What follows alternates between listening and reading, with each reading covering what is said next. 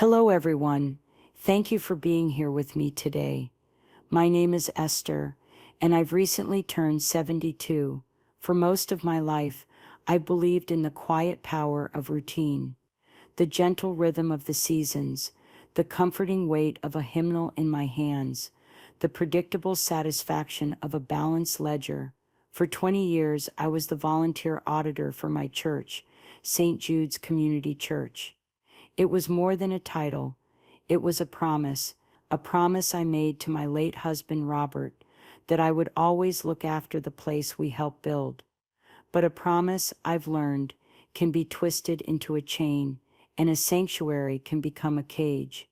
The story I'm about to tell you isn't about faith in the way you might think. It's about what happens when faith is used as a weapon, and when a quiet old woman with a knack for numbers decides she's had enough. The annual church meeting is next Sunday, and I've prepared a report. It's not about bake sale profits or the missionary fund. No, this report is about a different kind of fire and brimstone, and I'm the one who's about to light the match. So if you have a moment, pour yourself a cup of tea and let me tell you how it all began. It wasn't about revenge, not at first. For me, it was always about the church. Not the building itself, though the cornerstone bears a plaque with my Robert's name on it, but the community. It was the Tuesday morning quilting circle, the slightly off-key choir, the smell of burnt coffee and fellowship that filled the hall after every service. It was my anchor after Robert passed away. He'd been a carpenter, a man who believed you could see God's work in a straight line and a solid joint. We didn't have children, so St. Jude's became our legacy. After he was gone, I poured myself into service. I organized the potlucks, I managed the volunteer schedules, and once a year I put on my reading glasses and made sure every penny was accounted for. I was the church auditor, a title that carried no pay but to me held a sacred trust. For 19 of those years, under the gentle guidance of Reverend Michael, that trust was easy to keep. He was a man who looked you in the eye, who remembered your name, who believed a church's strength was in its people, not its coffers. My weekly donation was modest. I live on a fixed income, a pension from my years as a bookkeeper, and Robert's Social Security. It was what I could afford. Reverend Michael never mentioned money from the pulpit. He'd just give me a knowing smile when I dropped my envelope into the plate, a smile that said, "I see your heart, Esther, and it is good." Then Reverend Michael retired, and Reverend Grant arrived. He was a whirlwind, young, handsome, with a voice that could make the phone book sound like scripture. He had this electric energy, and at first the congregation was captivated. Attendance swelled. He talked about modernization, about outreach, about making St. Jude's a beacon of prosperity. He replaced the old worn hymnals with projectors and the quiet organ music with a peppy guitar band. I tried to keep an open mind. A church must grow, after all. But then the generosity sermons began. It started subtly, vague parables about sowing seeds and reaping harvests. Then it became more direct. He'd talk about the importance of tithing, not just what was comfortable, but what was sacrificial. And then one Sunday in early May, he made it personal. He was in the middle of a sermon about lukewarm faith. He paced the stage, his expensive suit shimmering under the new spotlights he'd had installed. He said, "There are those among us who have been blessed with stability, who have been members of this flock for decades." He paused, his eyes sweeping the room, and I felt them linger on my pew. And yet their contributions, their weekly offerings, reflect a stagnant spirit, a faith that has grown comfortable, modest. He said the word modest, like it was a stain. Is a modest faith what we are called to? Is pocket change the measure of a lifetime of God's grace? My face burned. I could feel my cheeks turning a blotchy, mortifying red. I stared down at my hands, at the worn leather of my handbag. He hadn't used my name, but he didn't have to. Everyone knew who he was talking about. I was one of the oldest, most consistent members, the woman who brought the same casserole to every potluck and sat in the same spot every Sunday. I could feel the sideways glances. Some were sympathetic, but others were judging. I saw Mrs. Sterling, a woman I'd known for 30 years, give me a look that was a mixture of pity and superiority. Her husband had just sold his dental practice, and their names were now on a shiny brass plaque on the new Welcome Center doors. The humiliation was a physical thing, a hot stone in my stomach. My modest donation wasn't about a lack of faith, it was about the reality of my budget. But what hurt more was that he had taken my private, personal act of worship and turned it into a public spectacle for his own gain. After the service, the usual friendly chatter felt strained. A few people avoided my eyes. It was the first time in my life I had ever felt like an outsider in my own church. The second part of his campaign began a week later. He introduced a man named Alan. Alan is a gift to our community, Reverend Grant boomed from the pulpit. A contractor, a man of God, who has agreed to be our church-approved partner for all repairs, big and small. He's giving the church a generous discount, and he's extending that same spirit of generosity to any member of our congregation who needs work done on their homes. Alan stood up, a beefy man with a slick smile and a handshake that was a little too firm. He looked more like a used car salesman than a carpenter. Reverend Grant then pressured the congregation, framing it as a way to support the church. When you hire Alan, he said, you're not just fixing a leaky faucet, you're investing in our shared mission. It felt less like a recommendation and more like a directive. I had a leaky faucet myself, and my first thought was to call the plumber Robert and I had used for years. But now I felt a strange pressure to do otherwise. It was a loyalty test, and that's when a small, cold alarm bell started ringing in the back of my mind. The sermon, the pressure about Alan, it felt connected. It felt wrong. That feeling was the first crack in the foundation, the first hint that my quiet life was about to be turned completely upside down. It was the inciting incident, the moment the Lord's house began to feel less like a home and more like a trap. And as the volunteer auditor, I held the only key that might unlock the truth. The question was, did I have the courage to use it? The drive home from church that Sunday was a blur of shame and simmering anger. I kept replaying his words in my head. Modest, stagnant spirit, pocket change. He had taken my quiet, faithful contribution, the one I made with a prayerful heart, and held it up for ridicule. Did he think I was hoarding some great fortune? I looked around my small, tidy home, the same home Robert and I had bought 45 years ago. The furniture was old but well cared for. The photos on the mantel were faded. My life was comfortable, not extravagant. My weekly offering was a carefully budgeted part of my expenses, a line item right next to groceries and utilities. It was what I could give, and for 19 years under Reverend Michael, it had been enough. I pulled into my driveway and just sat in the car, the engine ticking as it cooled. I felt a profound sense of loneliness wash over me. The church had been my community, my extended family. Now I felt like I had been judged and found wanting by the very man who was supposed to be my shepherd. The hot stone of humiliation in my stomach began to cool into something harder, something colder. It was resolve. My best friend, Martha, called that afternoon. Her timing was, as always, impeccable. Esther, I just got back from visiting my sister. You sound off. What's wrong?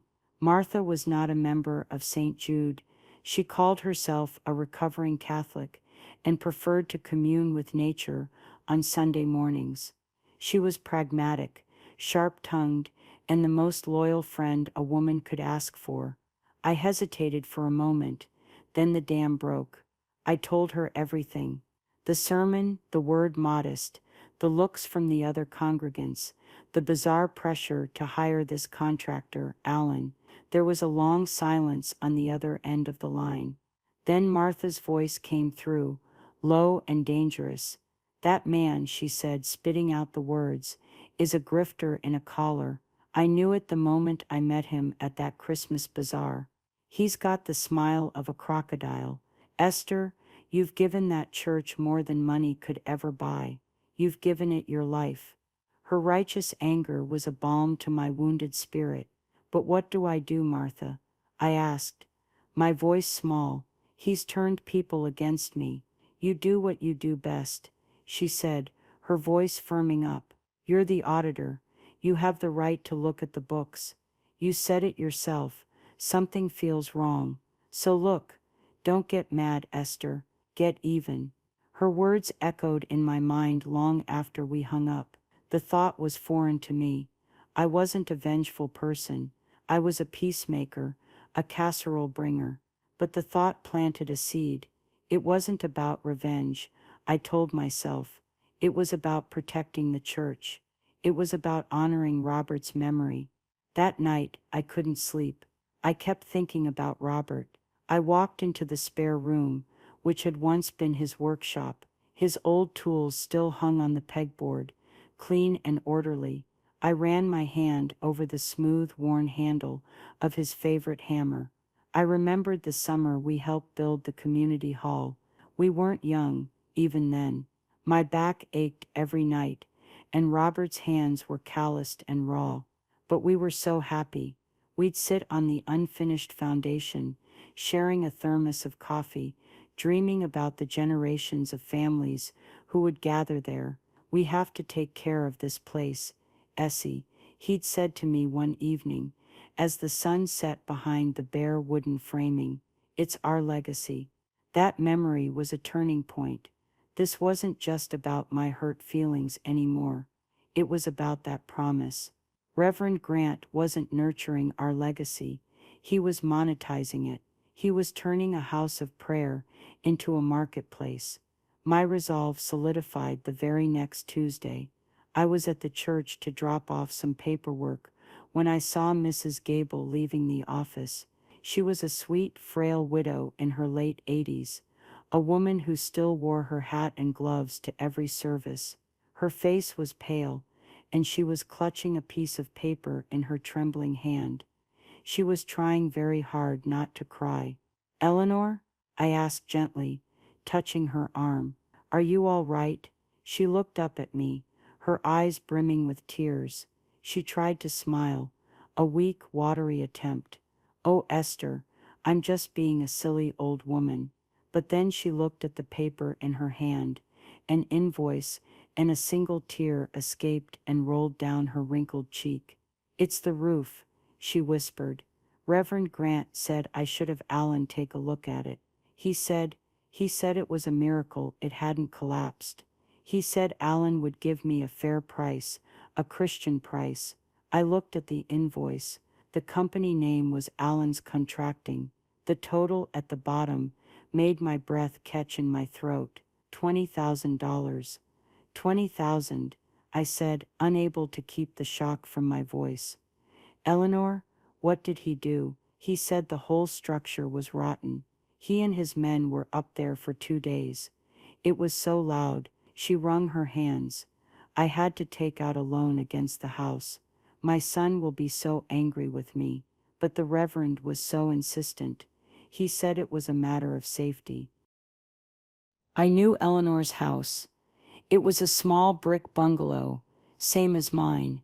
A new roof on a house that size might cost maybe $10,000. Tops. 20,000 was extortion. And I knew with a certainty that chilled me to the bone that her roof had probably been perfectly fine. That was the catalyst. Seeing Eleanor's fear, her shame, her financial distress, it lit a fire in me. This wasn't about my pride anymore. This was about protecting the flock from the wolf who was supposed to be their shepherd. My mission became crystal clear. Martha was right. It was time to look at the books, and it was no longer just about protecting the church. It was about taking down the man who was preying on its most vulnerable members. It wasn't about revenge until I saw Eleanor Gable's tears, and then it was about nothing else. I would get justice for her, for the congregation, and for the memory of my Robert. The time for quiet service was over. It was time for a reckoning. The decision to audit the books wasn't a single dramatic moment, but a quiet, creeping dawn of certainty. My conversation with Martha had provided the spark, and Eleanor Gable's tear-streaked face had provided the fuel. Now I had to be smart. I couldn't just march into the church office and demand the records. Reverend Grant was clever and charismatic. A direct confrontation would be professional suicide. He would paint me as a bitter old woman, lashing out because of his sermon. No, this had to be done my way, quietly, meticulously, and with the full weight of procedure on my side. I waited until the following Wednesday. I called the church administrator, a young, slightly overwhelmed woman named Sarah, and told her I was ready to begin the preliminary work for the annual audit. My voice was calm and cheerful, the same voice I'd used for this same call for 20 years. "Oh, wonderful, Esther," she said, relieved. "I'll leave the key to the filing cabinet on my desk. Just let me know if you need anything." "Thank you, dear," I said. "I'll probably come in this evening after the choir practice. It's quieter then." Quieter was an understatement. When I let myself into the church office that night, the building was steeped in a profound silence. The only sounds were the hum of the old refrigerator in the break room and the soft click of the lock as I shut the door behind me. The air smelled of floor wax, old paper, and the faint, lingering scent of the lilies from Sunday's service. For a moment, the familiar comfort of the place washed over me. This was my sanctuary, and I was here to hunt for a monster. I started with the general ledger. Everything on the surface looked immaculate. Sarah was a good administrator. Every payment was recorded, every invoice numbered. I turned to the section for building maintenance and repairs, and there he was, Allen's Contracting. Page after page of payments, a $500 charge for emergency plumbing services, a $2,000 charge for window resealing, a staggering $15,000 charge for a new boiler in the community hall. My heart started to beat a little faster. The boiler, I remembered when we'd replaced it last.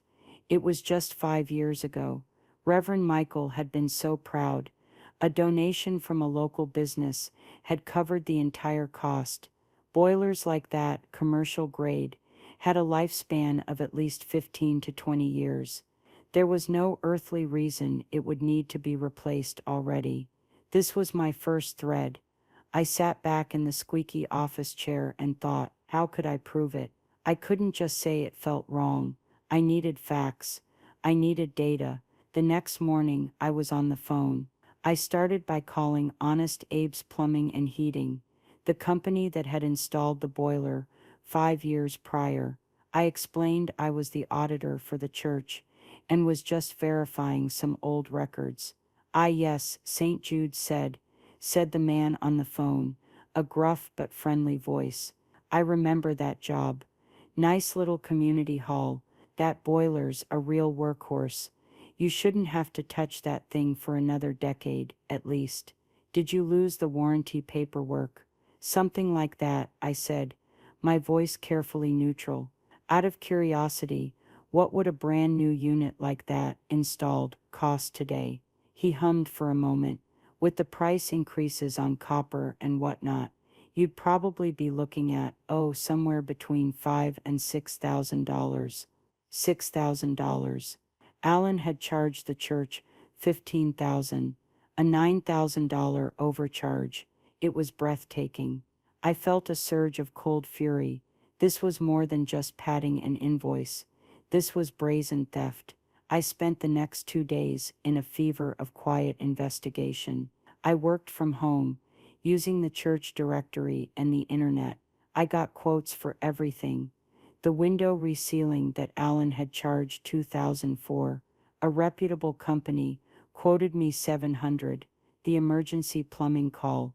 Another plumber told me his weekend emergency fee was $150, and that $500 would be for replacing half the pipes in the building.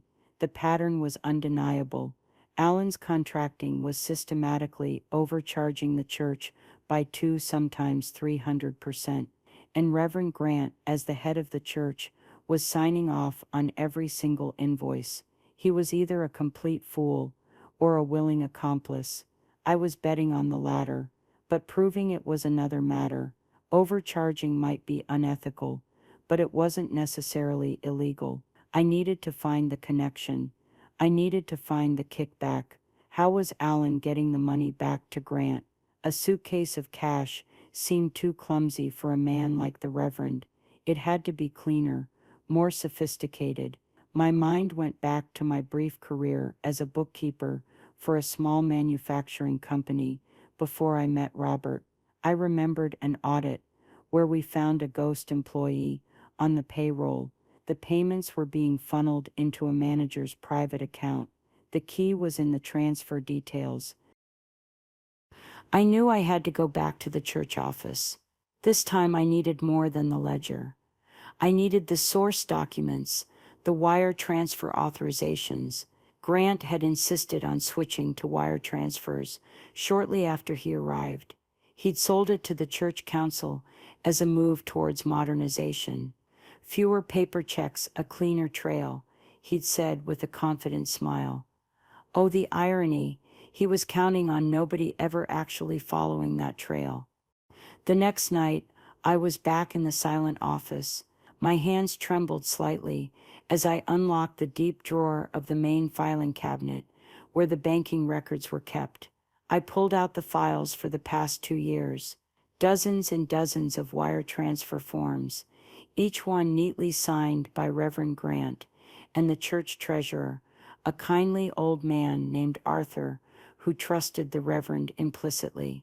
I spread them out on the large table in the center of the room. I started comparing the invoices from Allen's contracting to the wire transfer forms. Invoice number 1254, $15,000. Wire transfer for $15,000.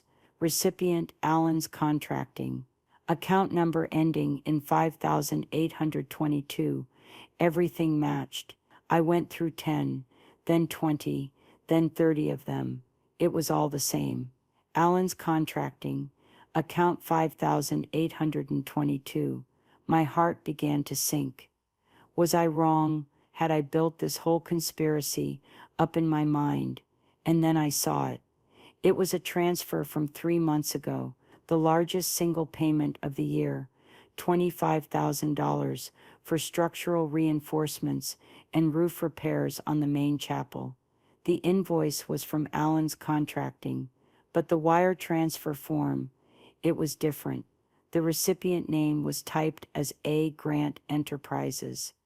The account number ended in 7134. My breath hitched.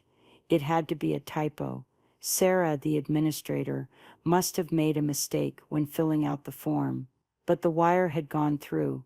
The bank wouldn't have processed it if the name and account number didn't match an actual existing account. Grant. Allen Grant. No, that didn't feel right. Reverend Grant. What was his first name? I never used it. It was always Reverend. I scrambled for the church directory on the desk. Grant. There it was. Reverend Anthony Grant. A. Grant. It was him. It had to be. This was the smoking gun. A single catastrophic error. Some late night, some moment of carelessness, and Sarah had typed the wrong recipient name from a list, or Grant himself had filled out the form incorrectly in his haste, and in doing so, he had exposed the entire scheme. The kickback wasn't a subtle percentage skimmed off the top. It was a direct payment, laundered through a mountain of inflated invoices and hidden in plain sight. I felt a dizzying mix of horror and triumph. I had him. I carefully took a photo of the wire transfer form with my phone, along with the corresponding invoice. Then I started looking for more. Were there others? I didn't find any more direct transfers to A. Grant Enterprises. But armed with this knowledge, I noticed a new pattern. About a week after every major payment to Allen's company, there would be a smaller, secondary invoice from a different company I didn't recognize, Pastoral Consulting Services. The payments were for vague things, like strategic leadership development or community outreach consulting, and every single one was signed off by Arthur, the treasurer, with a note per Reverend Grant's directive. This was the laundry. This was how he was bleeding the church dry. I knew I couldn't do this alone. My first call was to Martha. I met her for coffee the next day and laid out my findings. She listened intently, her eyes growing wider with each detail. When I showed her the photo of the wire transfer, she let out a low whistle. You got him, Esther. You got the son of a, well, you got him. But what do I do now? I asked. If I go to the council, he'll just deny it. He'll say it was a clerical error, and I'm a confused old woman. Then you need more than just paperwork, Martha said, leaning forward. You need a human face for this. You need to talk to that woman, Eleanor Gable, and you need an ally on the inside. An ally. My mind immediately went to David Chen. David was a retired CPA who had joined the church council a year ago. He was quiet, meticulous, and a stickler for the rules. He was also, I sensed, not entirely sold on Reverend Grant's slick style. He had questioned the cost of the new sound system at the last meeting, only to be smoothly overruled by the Reverend. That afternoon, I called David. I was cautious. I didn't lay out the whole conspiracy. I simply said, David, it's Esther. I'm starting the annual audit, and I've come across some invoices for building maintenance that seem a little high. As a fellow numbers person, I was wondering if I could just get your opinion on them. He was intrigued. Of course, Esther. I'd be happy to take a look. We met at the public library. I showed him the invoices for the boiler and the window resealing, along with the independent quotes I had gotten. I held back the wire transfer to A. Grant Enterprises. That was my ace in the hole. David studied the papers, his brow furrowed. He took out a small calculator from his jacket pocket and tapped in some numbers. This is concerning, he said finally, his voice low. The boiler in particular, that's a 300% markup. This is beyond aggressive pricing. This is predatory. That's what I thought, I said, relieved. Keep digging, Esther, he said, handing the papers back to me. His eyes met mine. And keep me informed. The council needs to know if the church's funds are being mismanaged. I had my inside ally. My final stop was the hardest. I went to visit Eleanor Gable. I brought a jar of my homemade lemon curd, her favorite. She was hesitant to let me in at first, embarrassed by our last encounter, but I was gentle. We sat in her immaculate living room, surrounded by photos of her children and grandchildren. I didn't push. I just listened. I let her talk about her fears, about the loan, about her shame. Finally, I told her, Eleanor, I think you were deliberately overcharged. I think Reverend Grant and Allen took advantage of your trust. Tears welled in her eyes again, but this time they were tears of validation, not fear. I thought so, she whispered. But who would believe me? I believe you, I said, taking her hand, and I am going to do everything in my power to make this right, but I might need your help. Would you be willing to let me share your story? Anonymously, of course, when I present my findings. She looked at me, her old eyes searching my face. Then she gave a firm, determined nod. You do what you have to do, Esther. That man, he shouldn't be allowed to do this to anyone else. Walking home from Eleanor's house, I felt a new sense of purpose. My secret plan was no longer just a collection of papers and numbers. It had a face, it had a voice, and it had allies. The board was set, the pieces were in place. Now it was time to make my first move. The first move in a war is rarely a cannon shot. More often, it's a quiet shift, a subtle repositioning that your enemy doesn't recognize as a threat until it's too late. My war against Reverend Grant and Allen began not with an accusation, but with a piece of paper, a single, formal, and utterly damning memo. I typed it up on my old word processor, the language precise and sterile. It was addressed to the members of the St. Jude's Church Council. The subject line read, "Formal request for documentation for annual audit." In the body of the memo, I cited the church bylaws, Chapter 4, Section 3, which gave the volunteer auditor the right to review any and all financial records. I requested complete, unredacted copies of all invoices, payment authorizations, and wire transfer confirmations related to all third-party contractors for the past 24 months. I gave them a deadline of 1 week. And at the very bottom, under the distribution list, I added one final, crucial line, CC Reverend Anthony Grant. I didn't email it.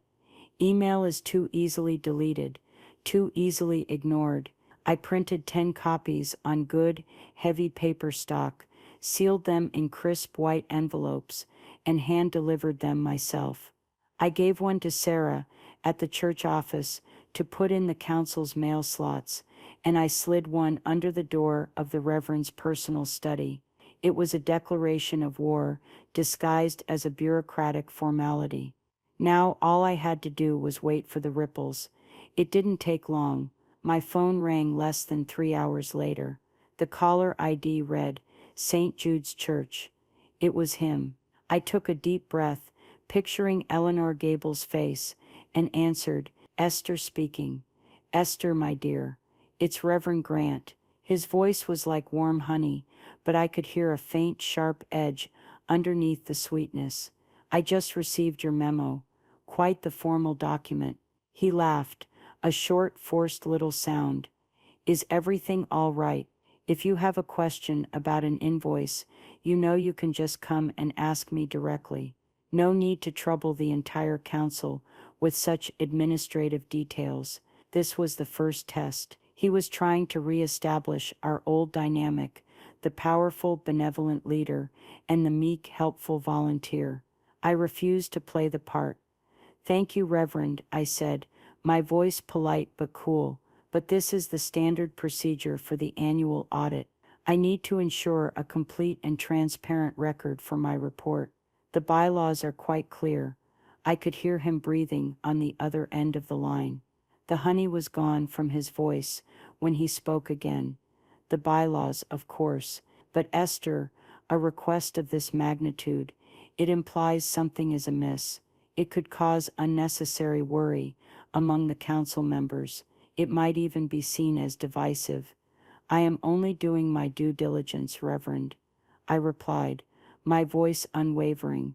My only goal is to present a thorough and accurate report to the congregation. I'm sure you, of all people, appreciate the importance of transparency. There was another pause, longer this time. I imagined him in his plush office, his charming smile tightening at the corners. Very well, Esther, he said, his tone now glacial. Have Sarah provide you with what you need. But I trust you'll be discreet. It would be a terrible shame for whispers and gossip to disrupt the harmony of our church family. It was a veiled threat, and we both knew it. He was warning me to back off. He hung up without saying goodbye. My hand was shaking, but not from fear. It was from adrenaline. I had held my ground. The first shot had been fired, and he was rattled. The second call came the next morning, and it was far less subtle. The caller ID was a number I didn't recognize. "Is this Esther?" a gruff voice demanded. "This is she. This is Alan, from the contracting company. The Reverend told me you're sniffing around my invoices. What's the problem?" "You got a problem with my work?" He was a bully, pure and simple. His strategy was intimidation. I took a slow, calming breath. "Good morning, Mr. Allen. I have no opinion on your work. As the church's auditor, I am simply reviewing all expenditures from the past 2 years. It's nothing personal. It's just business. It feels personal to me," he snarled. "You're questioning my integrity. I do good work for this church, fair and square. Maybe you're just not used to seeing what quality work actually costs." "Perhaps," I said, my voice as dry as dust. "That's what I'm in the process of determining. I'll have all the records I need shortly. Thank you for your call." And I hung up. I knew my quiet, procedural request had sent them into a panic. They didn't know what I had. Did I just have a hunch about the overbilling? Or did I have something more? Their panicked reactions told me everything I needed to know. They were guilty, and they were scared. Their panic manifested in a new way the following Sunday. Reverend Grant's sermon was a masterpiece of passive aggression. He didn't mention me by name, but he didn't need to. He preached about the serpent of suspicion in their midst. He talked about how gossip and disunity were the devil's tools, and how those with bitter hearts seek to tear down what others have built up. He looked out over the congregation, his eyes full of feigned sorrow. "We must pray for those who have lost their way," he said, his gaze flicking to me for just a second. "For those who mistake accountability for accusation and diligence for division." It was a public smear campaign. Some of the newer members, the ones who adored him, nodded along in fervent agreement. I saw them glancing at me, their expressions a mixture of confusion and disapproval. But some of the older members, the ones who had known me for decades, looked uncomfortable. My ally, David Chen, gave me a small, almost imperceptible nod from across the aisle. He saw what the Reverend was doing. He wasn't the only one. After the service, the atmosphere was thick with tension. The church family Grant had threatened to protect was fracturing before his very eyes. People were whispering in corners. A small group of my friends from the quilting circle made a point of coming over to me, giving me hugs and telling me to stay strong. It was a silent takeover, not of the church, but of the narrative. Grant had assumed everyone would side with him, with his power and his charisma. He had underestimated the deep roots of loyalty and respect I had cultivated over 20 years of quiet, dedicated service. He had also underestimated my resolve. His sermon didn't intimidate me. It did the opposite. It confirmed that I had him on the run. He was no longer in control. He was reacting, lashing out, trying to poison the well before I could show everyone the proof of what he'd done. The more he preached about unity, the more divided the congregation became. The more he spoke of trust, the more suspicion he sowed. He was orchestrating his own downfall, and I was just quietly taking notes, preparing my report. The annual meeting was in 2 weeks, and I would be ready. The 2 weeks leading up to the annual meeting were a masterclass in desperation, a slow-motion power shift that was as fascinating as it was ugly. The community I had known for my entire adult life began to cleave in two. It wasn't a loud public schism, but a quiet drawing of lines. There were the Grant faithful, the newer members who were dazzled by his sermons on prosperity and his modern approach. They saw me as a relic, a stubborn old woman stuck in the past, causing trouble for their dynamic new leader. They'd give me tight, disapproving smiles in the church foyer, or worse, look right through me as if I wasn't there. Then there was my camp, which I privately called the St. Jude's Old Guard.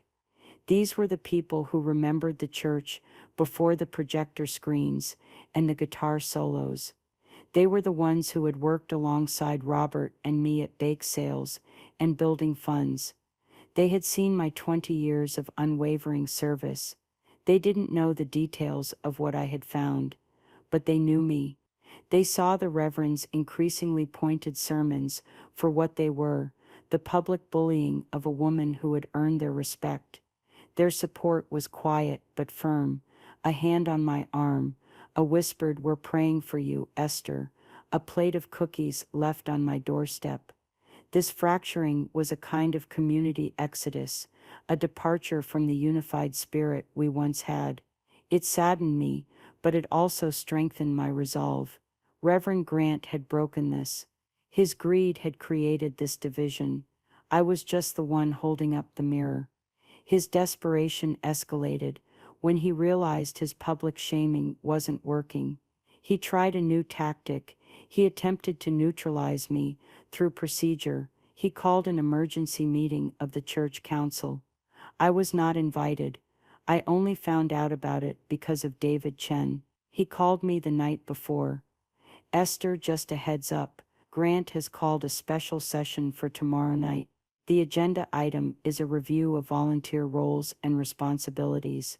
He's going to try and have you removed as auditor." My blood ran cold. "Can he do that?" "He's going to try," David said. "He's going to argue that you're creating a hostile environment and that your personal feelings are compromising your objectivity. He'll say he's acting to protect the church. Be prepared." The next night, I sat at home, waiting by the phone, my stomach in knots. The meeting was scheduled for 7. At 8:15, David called. "Well," he said, and I could hear the grim satisfaction in his voice. "That was interesting. What happened?"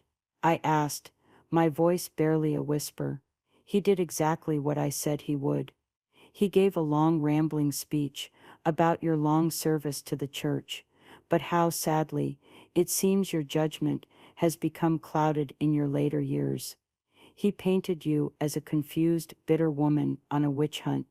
He formally moved to have the council immediately relieve you of your duties as auditor and appoint someone else to present the annual report." I felt my heart sink. And then, David said, "I asked him to point me to the specific bylaw that allows the council to remove an auditor without a congregational vote." Silence. I could have kissed David through the phone. He started sputtering. David continued, saying it was an emergency measure, that his authority as senior pastor gave him discretion. So I calmly pulled out my copy of the bylaws. I'd brought them with me, just in case, and I read aloud Chapter 4. Section 5. The volunteer auditor shall be affirmed annually and may only be removed for cause by a 2/3 majority vote of the congregation at the annual meeting following the presentation of their report. I looked him right in the eye and said, "Reverend, are you suggesting we violate the very bylaws we all swore to uphold?" What did he do? He was trapped. The rest of the council, even the ones who like him, are all sticklers for the rules. They started murmuring. Arthur, the treasurer, looked horrified. Grant had to withdraw his motion. "He's stuck with you, Esther. He can't get rid of you until after you've had your say." I felt a wave of relief, so powerful it left me weak. He had overplayed his hand. In his arrogance, he assumed no one would dare to challenge him on procedure. He was wrong. The power had shifted, subtly but decisively. He was no longer the untouchable authority figure. He was a man cornered by the fine print. His final, most desperate countermove came 3 days before the annual meeting. I received a frantic call from Sarah, the church administrator. "Esther, it's a disaster," she cried. "The community hall is flooded. Alan is here now, and he says a main pipe burst behind the wall. It's a real mess. The Reverend says we have to cancel the annual meeting. He's going to send out an email blast." I felt a moment of panic, then a cold, clear suspicion, a burst pipe. 3 days before the meeting where he was about to be exposed, the timing was a little too perfect. "Don't let him send that email, Sarah," I said, my voice firm and commanding. "Tell him you need to confirm the cancellation of the venue first. Just buy me an hour." "Okay, Esther," she said, sounding confused but willing. I hung up and immediately called Martha. "Martha, I need a favor. I need you to be my eyes and ears. Go over to the church, park across the street. Tell me what you see. Is there a plumbing truck? Are there work crews? Is there any sign of an actual flood?" 20 minutes later, Martha called back. "Esther, I'm here," she said, her voice low. "There's nothing. Alan's pickup truck is in the parking lot, and so is the Reverend's car. But that's it. No plumbing vans, no water on the pavement, no frantic-looking workers. The only thing flooding here is the smell of desperation."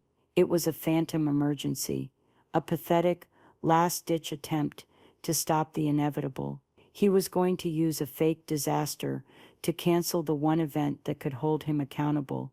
But I had seen this coming. Weeks ago, when Grant had first started his campaign of intimidation, a little voice in the back of my head had whispered, "Have a backup plan." I had listened to that voice. I called Sarah back. "Sarah," I said calmly, "the meeting is not canceled, but the meeting will be held at the Oakwood Community Center, just down the road. I took the liberty of booking their main auditorium 2 weeks ago, just in case of an unforeseen emergency like this one. It's already paid for out of my own pocket. I'll be reimbursed later." I paused. As the auditor who signed the meeting notice, it's my right to secure an alternate venue. Please send out an email to the entire congregation list with the new location. Title it "Important Update, Annual Meeting Venue Change." And Sarah, do it now. There was a moment of stunned silence on the other end of the line. Then I heard a sound that sounded suspiciously like a suppressed giggle. "Yes, Esther," she said, her voice full of newfound respect. "Right away, Esther." The power had not just shifted, it had completely reversed. He had tried to use his power to silence me, and I had used the rules, his own rules, to outmaneuver him. He was out of tricks, out of time, and out of options. The meeting was going to happen. The truth was going to be told. The stage was set, not in the house he thought he controlled, but on neutral ground, and I was ready for my final performance.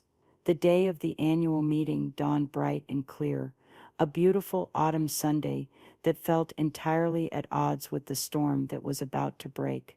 The Oakwood Community Center auditorium was packed.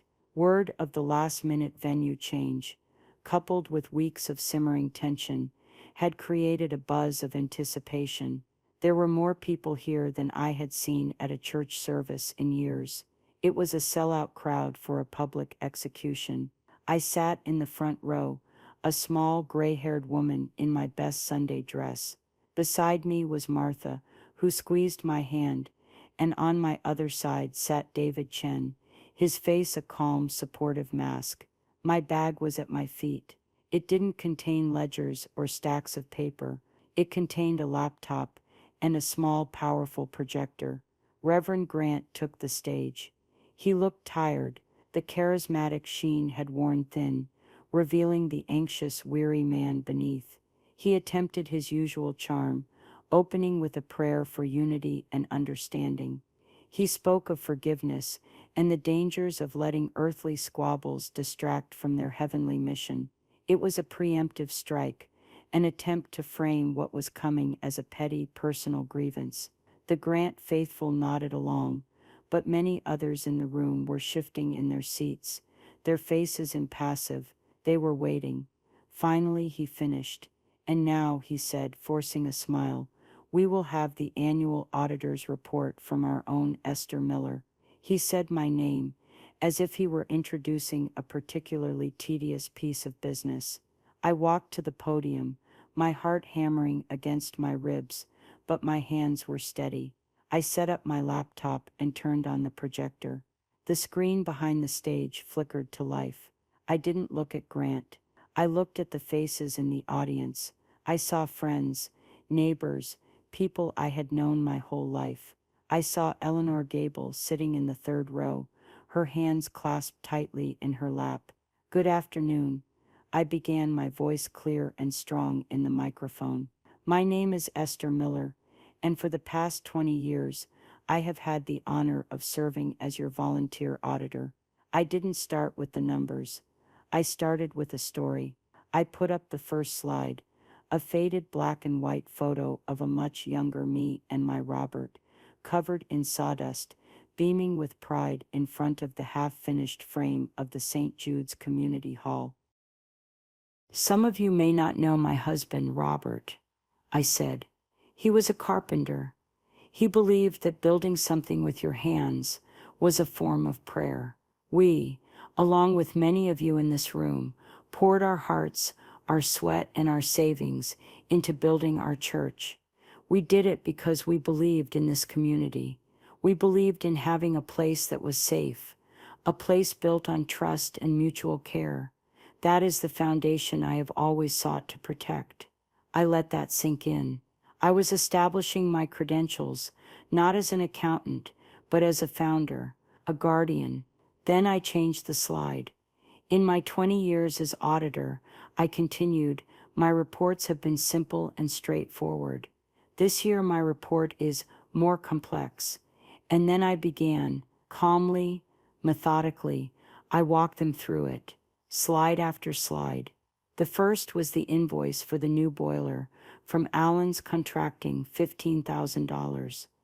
The next slide showed 3 official quotes from other local companies for the same job. The highest was $6,200. A low murmur went through the crowd. Slide after slide, the pattern became brutally clear: the window resealing, the roof repairs, the emergency plumbing. On one side of the screen, Allen's inflated invoice. On the other, the real-world cost. I wasn't emotional. I was factual. I let the numbers speak for themselves.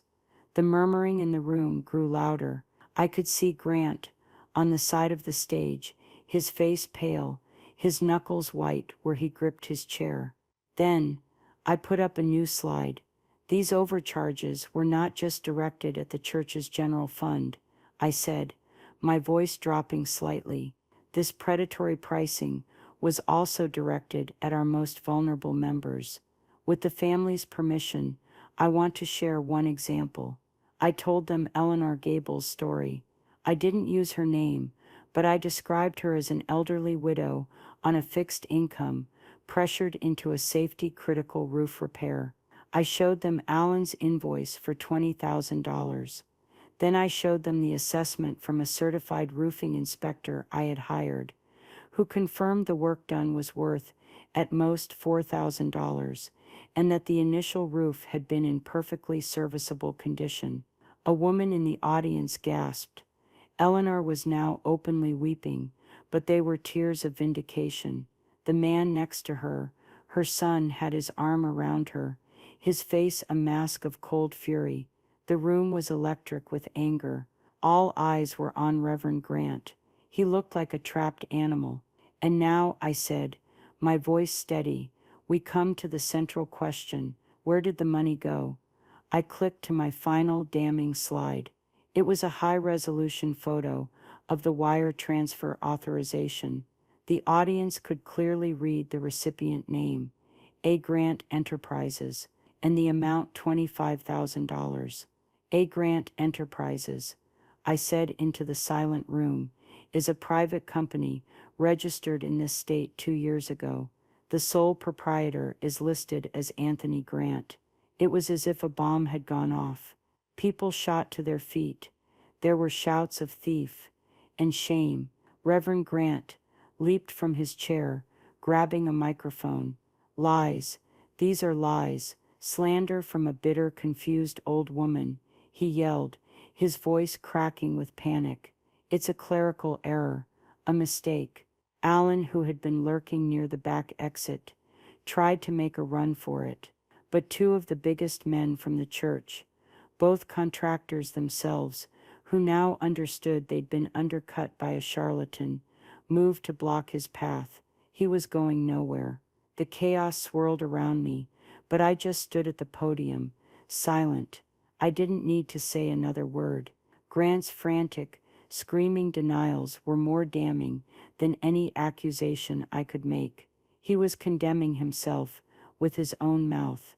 In the midst of the uproar, David Chen walked calmly to the front of the room and took the microphone I offered him. "Order," he said, his voice cutting through the noise. The room quieted, listening to him. "I believe we have heard the auditor's report." He turned to look directly at Reverend Grant, who had frozen, his face a mess of sweat and rage. "I move that the congregation of St. Jude's accept the report as presented. I further move that we immediately terminate the employment of Reverend Anthony Grant for gross misconduct, and that we turn over all of this evidence to the District Attorney's Office for criminal investigation." Seconded. A dozen voices shouted at once. David looked out at the crowd. All in favor. A forest of hands went up. It looked to be every single person in the room, save for a small, stunned handful of the Grant faithful. All opposed. Reverend Grant stood alone, his mouth hanging open, his face ashen. He was finished. The new reality had set in, swift and brutal. He looked at me, and the mask of charisma was gone forever. All that was left was pure, undiluted hatred. And as I looked back at him, I didn't feel triumph or joy. I just felt a quiet, profound sense of peace. The books were finally balanced. Justice had been served.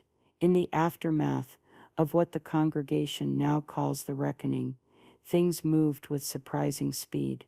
The police were called that very afternoon. Faced with my meticulous documentation, the wire transfer, and the testimony of a dozen other people, Allen had overcharged. Both Reverend Grant and Allen were arrested. The story hit the local news. Pastor and crony contractor accused of fleecing church. It was sordid and ugly, but it was also true. The church council, with David Chen at the helm, immediately began legal proceedings to claw back every stolen penny. They filed a civil suit against both men, and because I had kept such perfect records, the case was airtight. Most of the money was recovered. The very first check the council wrote was to Eleanor Gable, reimbursing her for the full $20,000, plus interest. I took the check to her myself. The look of relief on her face was worth more than all the money in the world.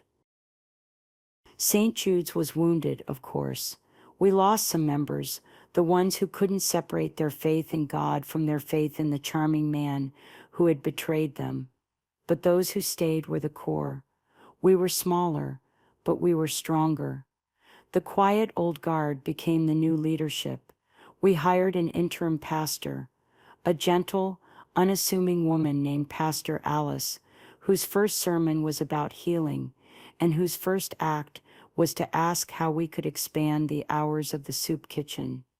The projectors were put in a closet, and the old worn hymnals came back out. The quiet organ music filled the sanctuary once more. It felt like coming home. As for me, I officially retired as volunteer auditor. My work was done. I spend my days now in my garden, or with Martha, or sitting here in Robert's favorite armchair, a cup of tea in my hand, and a contented cat in my lap. The experience changed me. It taught me that a quiet life doesn't have to mean a silent one. It taught me that true strength isn't about the volume of your voice, but the conviction behind it. It's so easy for people to mistake kindness for weakness, to see a lifetime of quiet service and assume it means you're a doormat. Men like Reverend Grant count on that. They use goodness and trust as tools for their own selfish ends. They wrap their greed in the language of faith and expect no one to question it. But I learned that faith isn't a weapon to be wielded against others. It's a shield to protect what is good and right. You have to be willing to stand up, to be the one who says, "No, this is not right," even when your voice shakes. I had to protect the legacy Robert and I built. I had to protect people like Eleanor Gable. It was never about the public shaming or the downfall. It was about restoring balance. It was about cutting out the rot so that the good and healthy parts could flourish again. In the beginning, I told myself it wasn't about revenge, but now, looking back, maybe it was. Maybe in the end, revenge is just justice that you have to go out and get for yourself. Maybe it's just another word for setting things right. So now I want to ask you, what do you think? Did I do the right thing by presenting everything to the entire congregation? Should I have tried a quieter approach first, going only to the council, or even directly to the police? I felt I owed the truth to the people who had been lied to, the people whose donations had been stolen. But I know some would say I caused a public scandal. Let me know your thoughts in the comments below. I read every one, and if you have a story about a time you had to find your own strength, I would love to hear it. Thank you for listening, and please subscribe for more stories. It means the world to me.